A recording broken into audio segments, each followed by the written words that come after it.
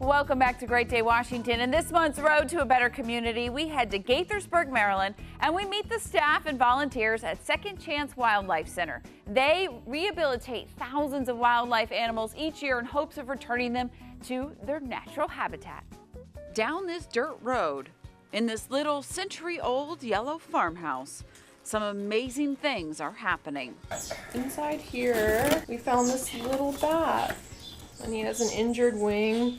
This is Second Chance Wildlife Center. Its mission is to provide rehabilitative care to injured, ill, or orphaned wildlife. Everything from birds to opossums, rabbits, even snakes.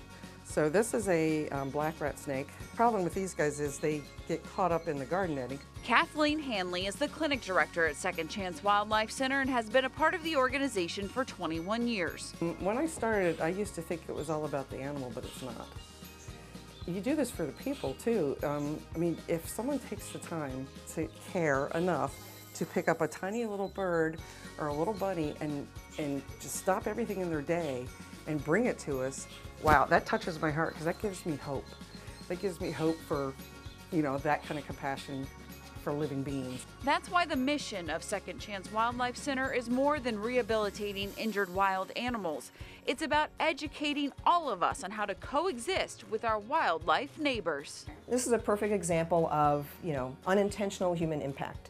This is a Canada goose that was brought to us not feeling well. Veterinarian Pat Klein is an 18-year volunteer. She showed us one of her patients, a Canada goose who swallowed a nickel found in a lake while searching for food and developed toxicity from the metal. But again, it starts out with human impact. And people unintentionally like to put coins in the fountains and coins in little lakes and ponds, and they like to have wishing wells. But there are consequences to that, and so that's a teachable moment as well. Pat, Kathleen, and their team went to work, and with the help of local vets like Friendship Hospital for Animals, they were able to remove the coin and return the goose to the wild. It's just one of thousands of happy homecomings Second Chance Wildlife Center has been able to experience over the years. So I can just kind of see it in their face. Even though they can't smile and make expressions, I just know when something isn't quite right and I need to fix that. It's interconnectedness. It's reminding us that we're connected to the universe, that we're connected to nature, and that some things that happen in the environment or happen to wild animals can put us at risk sometimes for diseases that can move back and forth.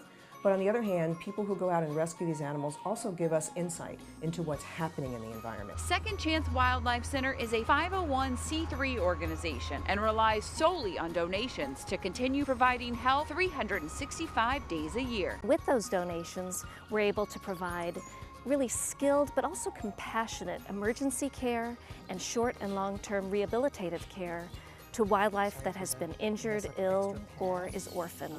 And our ultimate goal is to release healthy animals back to where they belong. Maureen Smith has been president of the center for just over 8 months, but has already experienced many times the joys of the job. Releases are the best part of the job, and luckily they happen quite frequently here at Second Chance Wildlife Center. The animals never say thank you. They never stop to shake your hand or wave goodbye. But everyone here who's involved in the process doesn't expect it, obviously, but just treasures that moment. It's the best part of the job, and you just assume they're thanking you, and that's good enough for us.